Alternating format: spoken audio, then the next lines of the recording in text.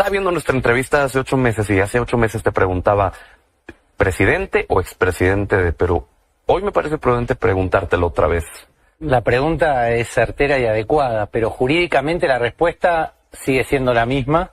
Es el presidente legítimo de Perú, fue destituido violando la Constitución y el reglamento, con lo cual lo máximo que se puede decir es que fue una destitución irregular que se llevó adelante violando el debido proceso y la Constitución y el reglamento del Congreso peruano.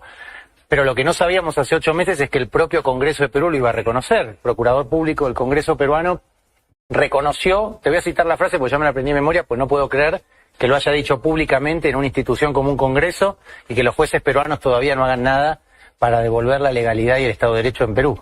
Dijo, es verdad, señores jueces supremos, en estricto senso no se respetó en la destitución de Pedro Castillo el reglamento del Congreso. Bueno, creo que ya no haría falta que nosotros con Zaffaroni dijéramos mucho más.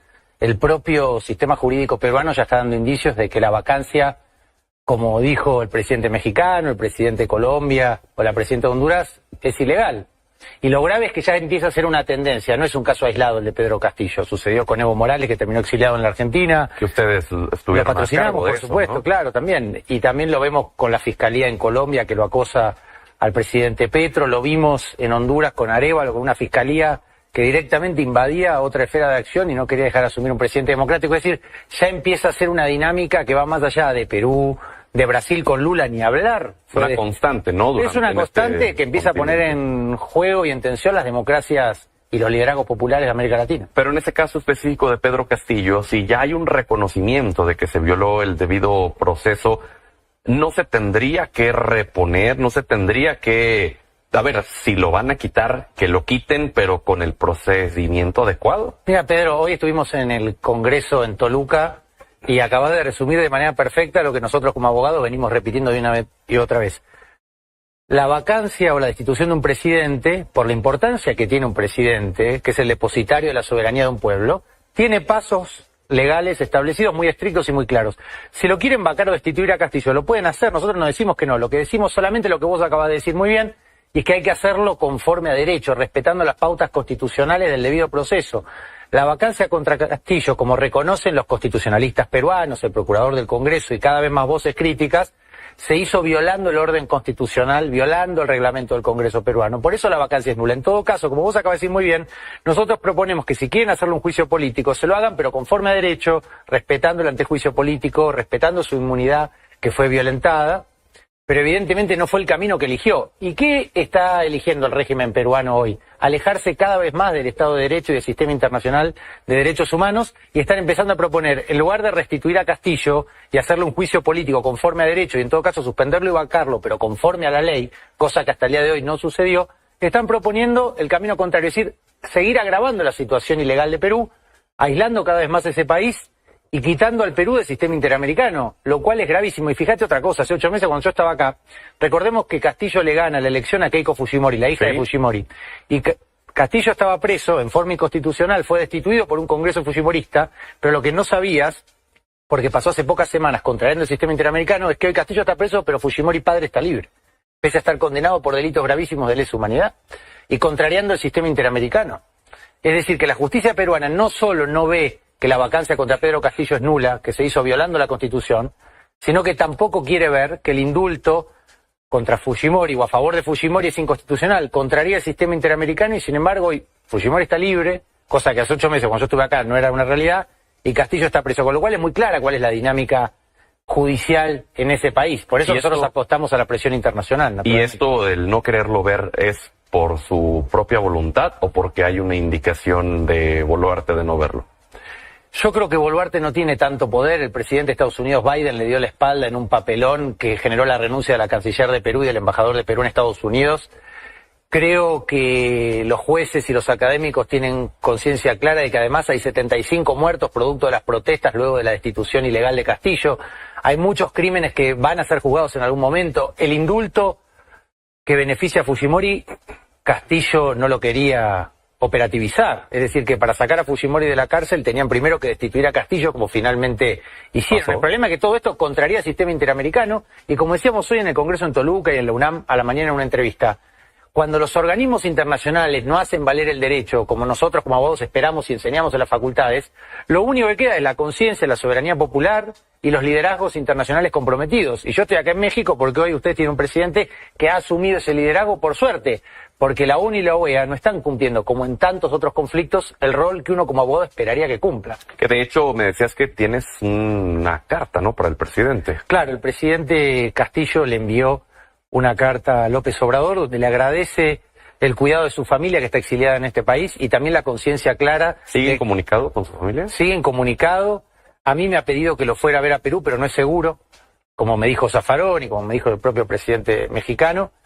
Pero nosotros tratamos de llevar adelante técnicamente con rigor la defensa jurídica, porque hoy le pasó a Castillo, mañana le puede suceder a Arévalo o a Petro. La criminalización de los presidentes de América Latina está empezando a ser una dinámica constante, por eso con Zaffaroni preparamos un boceto, un borrador para dejar acá, con 15 principios anti-lofer, para decirlo coloquialmente, que aspiramos a vencer el derecho penal del enemigo y volver a consolidar los principios liberales de la democracia constitucional, que se acabe la persecución política en América Latina. En todo el continente. Y en esta carta que le envía a Pedro Castillo es el tema de su familia.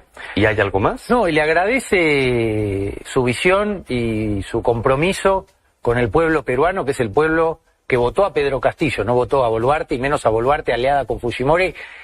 O sea, muchos de los que votaron a Castillo son las familias indígenas que fueron asesinadas o esterilizadas por la fuerza, como denuncian las mujeres de AMPAEF, por el régimen de Fujimori. Por eso que, si era grave hace 8 meses la destitución ilegal de Castillo, ahora que a esa destitución le siga el indulto inconstitucional de Fujimori que perpetró crímenes de lesa humanidad, hoy la situación en Perú es gravísima. Por eso quieren alejarse del sistema interamericano. Pero detrás de todo esto no son solo argumentos legales, hay personas, hay pueblos, hay campesinos que no están siendo escuchados, que no están siendo representados y que nos piden a nosotros que alcemos la voz. Y a su vez nosotros vamos a las instancias internacionales que no están funcionando como deberían, como en tantos otros casos. Entonces, ¿qué nos queda? Nos queda el liderazgo de López Obrador, de Gustavo Petro, de Arévalo, de Xiomara Castro y de otros presidentes de Arce, de Evo Morales, que se sienten identificados porque entienden muy bien, como López Obrador dijo en una conferencia, que es un caso al final del día de racismo. No querían un cholo como presidente. Y ahora, el tema de que tengan el liderazgo es una cosa, el tema de que lo implementen es otra cosa. Claro. ¿Cuál es el alcance que podría llegar a tener el liderazgo del presidente López Obrador en unión con Petro, en unión con Xiomara Castro, para el fin que se busca? Bueno, tarde o temprano la verdad se termina imponiendo. Y frente a la incapacidad o el silencio o el letargo, como dijo López Obrador, de los organismos internacionales, que se alcen voces con ese nivel de protagonismo llena de esperanza a un pueblo porque entiende que su reclamo de justicia, que no está siendo escuchado por la dirigencia de su país, por el Congreso racista de su país, por lo menos encuentra eco en otras latitudes y que nadie le suelta la mano. Y eso en las primeras etapas es muy importante. Ahora el interés está creciendo. De repente me llaman de un montón de universidades de Estados Unidos que les interesa interiorizarse, legisladores del Partido Demócrata están interesados, hay una conciencia de los organismos de derechos humanos que además de haber asesinado de manera brutal y salvaje 75 manifestantes que estaban desarmados, lo cual por sí solo bastaría para hacer un juicio o una denuncia, sino que la destitución de Castillo es peligrosa por el caso Castillo y por lo que representa a futuro, que es destituir de manera ilegal e inconstitucional un presidente. La pregunta sería, ¿qué hace el Tribunal Constitucional de Perú? Argentina no tiene Tribunal Constitucional, pero Perú, Chile son países que sí lo tienen. Y esos tribunales tienen como única misión, porque para lo demás está la Corte Suprema, los tribunales constitucionales son los encargados de que en ese país se respete la Constitución. Y la máxima responsabilidad de un Tribunal Constitucional es que la Constitución se respete en el caso de la vacancia de un presidente, que es el depositario de la soberanía popular.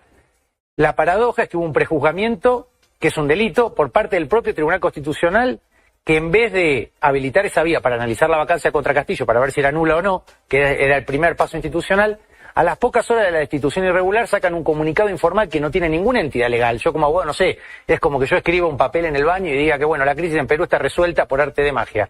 Pero con todo eso lo que hicieron fue negarle el acceso a la justicia a Pedro Castillo.